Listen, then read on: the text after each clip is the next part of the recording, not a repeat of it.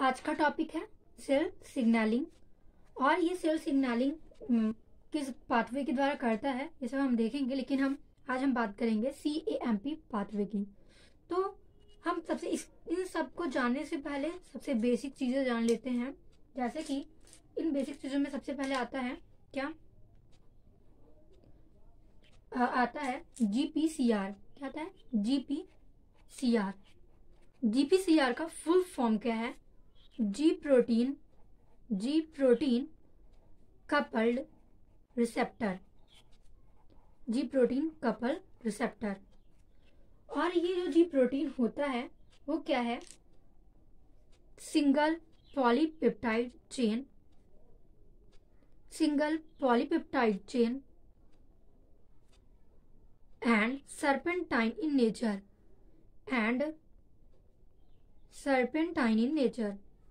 Serpentine का मतलब क्या हुआ कि यह जो हम जानते हैं कि प्लाज्मा मेम्ब्रेन होता है, प्लाज्मा मेम्ब्रेन हो गया, प्रोटीन कपल रिसेप्टर है, यहाँ पर क्या जुड़ा होता है? जी प्रोटीन जुड़ा होता है, जी प्रोटीन लगा होता है। ये जो जी प्रोटीन है वो क्या है? Trimeric in nature, trimeric protein है, ट्राइमेरिक प्रोटीन मीन्स इसमें क्या होते हैं? ट्राइमेरिक प्रोटीन है, इसमें क्या होता है? अल्फा, बीटा एंड गामा, ये 3 सब यूनिट होते हैं। क्या होते हैं? 3 सब यूनिट। तो अल्फा, बीटा एंड गामा। अब ये कहा जाता है कि जो ये जी प्रोटीन है, ये जब इस पे GDP जुड़ा होता है, GDP, जब इस पे क्या जुड़ा होता है? GDP जुड़ा होता है, तब क्या होता है? ये होता है इनएक्टिव, यानी इनएक्टिव जी प्रोटीन। जब जी प्रोटीन से कौन जुड़ा रहेगा? GDP, तब ये क्या रहेगा? इनएक्टिव। लेकिन ये क्या रहेगा? इनएक्टिव। लेकिन जब यही GDP, यही क्या होगा? GTP, यही GTP किसमें कन्वर्ट हो जाएगा? GTP में।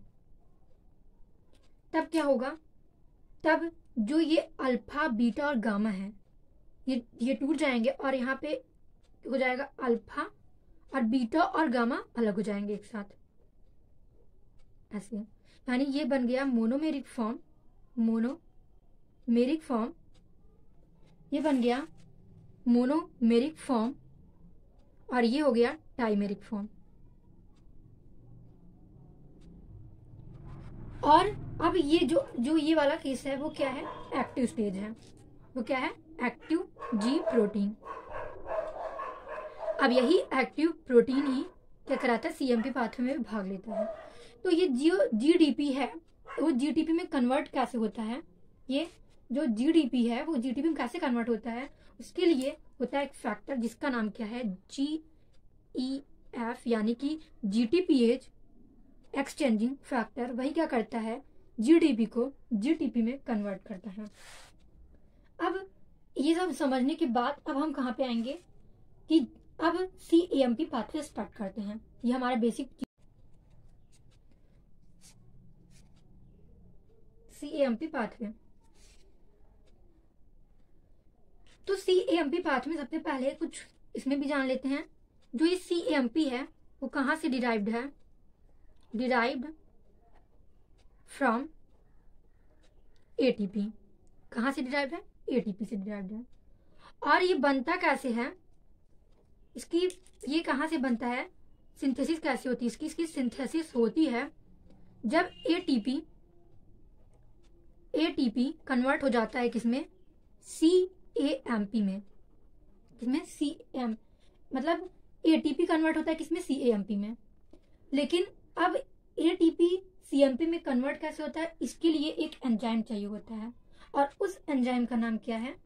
उस एंजाइम का नाम है एडिनाइलेट साइक्लेज। इस एंजाइम के द्वारा ATP CAMP में कन्वर्ट हो जाता है। अब हम आते हैं पाथवे पर। सबसे पहले क्या होता है कि हम जानते हैं क्या होता है? प्लाज्मा मेम्ब्रेन होता है जिस पर लिपिड बाय लेयर होता है। ये क्या है? प्लाज्मा मेम्ब्रेन है। यह प्लाज्मा मेम्ब्रेन, और इसी पर क्या लगा होता है? इसी पर होता है ये जी प्रोटीन कपल रिसेप्टर, और यहाँ पर जुड़ा होता है अल्फा, और यहाँ पे इसका ये 3 यूनिट जो होता है बीटा गामा, और यहाँ पे जुड़ा होता है क्या? G D P. चलो जी डी पी। और मीन्स अभी ये क्या है? इनएक्टिव ट्राइमेरिक प्रोटीन है। अभी ये क्या है? इनएक्टिव, क्योंकि यहाँ पे क्या जुड़ा है? जीडीपी जुड़ा है। और ये क्या है? हमारा प्लाज्मा मेम्ब्रेन है। प्लाज्मा मेम्ब्रेन है, ये इसका एक्सटीरियर पोर्शन है, मतलब प्लाज्मा मेम्ब्रेन के बाहर साइड, और ये है साइटोसोलिक रीजन। ठीक। अभी ये इनएक्टिव क्योंकि यहाँ पे जीडीपी जुड़ा हुआ है, और ये जीडीपी जब और यहाँ पे क्या है? यहाँ पे कोई लिगैंड भी नहीं है, नो लिगैंड, यानी कि कोई भी सिग्नलिंग मॉलिक्यूल आया नहीं है यहाँ पे, नो लिगैंड। यहाँ पे भी सिग्नलिंग कोई मॉलिक्यूल आया नहीं। जब कोई सिग्नलिंग मॉलिक्यूल यानी कि लिगैंड आएगा, यहाँ पे जुड़ेगा, तब यहाँ पे कुछ चेंजेस होंगी, और यहाँ पे तब ये जीडीपी जीटीपी में बदल जाएगा और ये टूट जाएगा। तो अभी हम देखते हैं कैसे होता है। अब क्या होगा? नेक्स्ट स्टेप में क्या होगा? नेक्स्ट स्टेप में क्या होगा? अब ये हमारा प्लाज्मा मेम्ब्रेन हो गया, और इस पे हमारे ये हो गया जी प्रोटीन, जीपीसीआर हो गया। अब क्या होगा? यहाँ पे सिग्नलिंग मॉलिक्यूल आएगा, यह सिग्नलिंग मॉलिक्यूल, और कहाँ पे आ गया? यहाँ पे आ गया, सिग्नलिंग मॉलिक्यूल आ गया। अब क्या होगा? ये सिग्नलिंग मॉलिक्यूल सिग्नल देगा कि अब ये जीडीपी बदल जाए जीटीपी में। तो कैसे ये जीटीपी एक्सटेंडिंग फैक्टर आएगा, और तब ये अलग हो जाएगा, तब ये तीनों यूनिट टूट भी जाएंगे, और ये अल्फा, और यहाँ पे क्या हो जाएगा? जी टी पी, और ये बीटा और गामा यूनिट अलग हो गए। ये क्या है? एक्टिवेटेड सब यूनिट है। क्या है? एक्टिवेटेड सब यूनिट। ये क्या हो गया? एक्टिवेटेड सब यूनिट। अब जब ये जो एक्टिवेटेड सब यूनिट है, यानी कि जब जी प्रोटीन एक्टिव हो गया है, यानी कि जब जी प्रोटीन क्या हो गया है? एक्टिव हो गया है। जब जी प्रोटीन एक्टिव हो गया है, अब ये क्या करता है? प्लाज्मा मेम्ब्रेन पर ही एक एंजाइम होता है, प्लाज्मा मेम्ब्रेन पर ही एक एंजाइम होता है,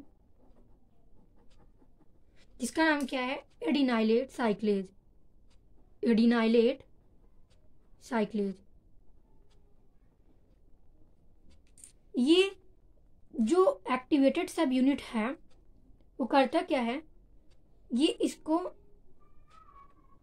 एक्टिव करता है, इस एंजाइम को एक्टिव करता है कि ये एडिनाइलेट साइक्लेज, जैसा कि मैंने पहले ही बताया कि एडिनाइलेट साइक्लेज करवाता क्या है? एटीपी को सीएएमपी में कन्वर्ट करता है। तो जो ये एडिनाइलेट साइक्लेज है वो क्या करता है? वो एटीपी को कन्वर्ट कर देता है सीएएमपी में। किसमें? सीएएमपी में। जब ये एटीपी इस एडिनाइलेट साइक्लेज एंजाइम के द्वारा सीएएमपी में कन्वर्ट हो गया, और एक चीज और जान लीजिए, सीएएमपी इसको क्या बोलते हैं? Secondary messenger. तो जब ये सीएमपी में कन्वर्ट हो गया, ऐसे प्रोसेस चलता रहेगा, और सीएमपी ऐसे कन्वर्ट बहुत ज्यादा हो जाएगा, और एक एंजाइम होता है जिसका नाम क्या है? पीकेए।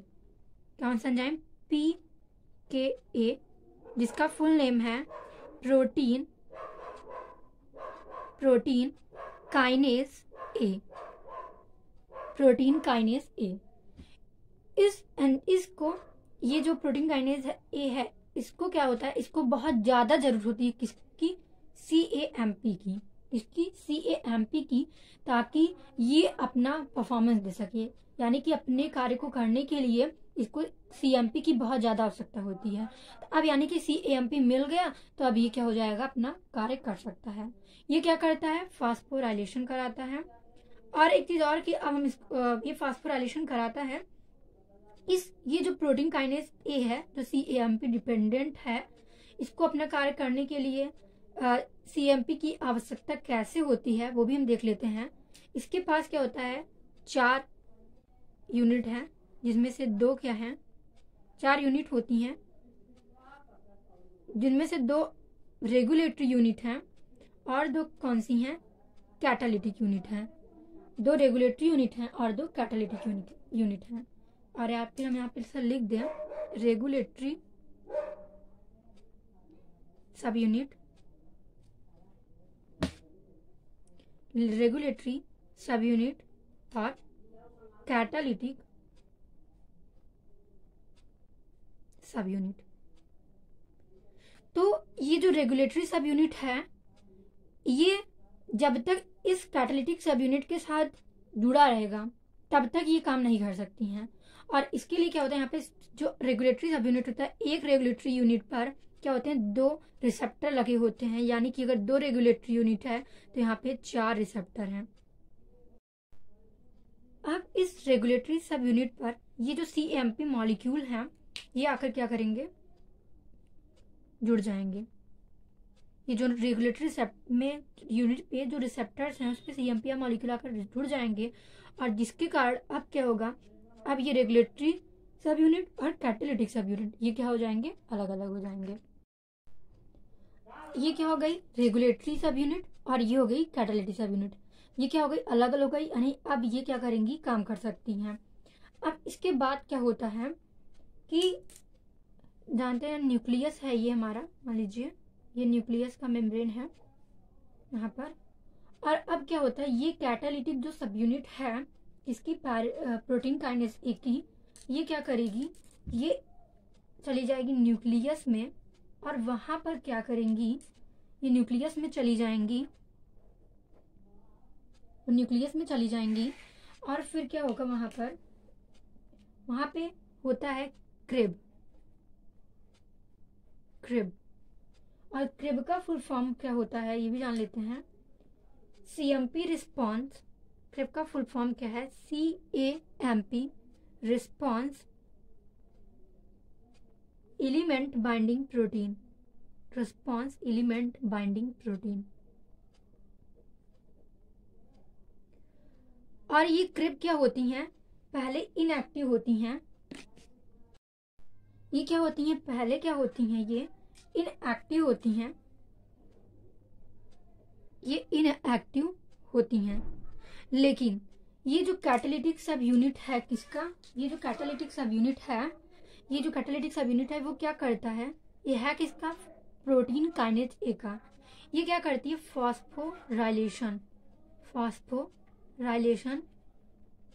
किसका, क्रिब का, एट द पॉइंट ऑफ इसके सीरीन रेजिड्यू पर, किस पर, सीरीन रेजिड्यू पर, मेनली इसी पे करती है।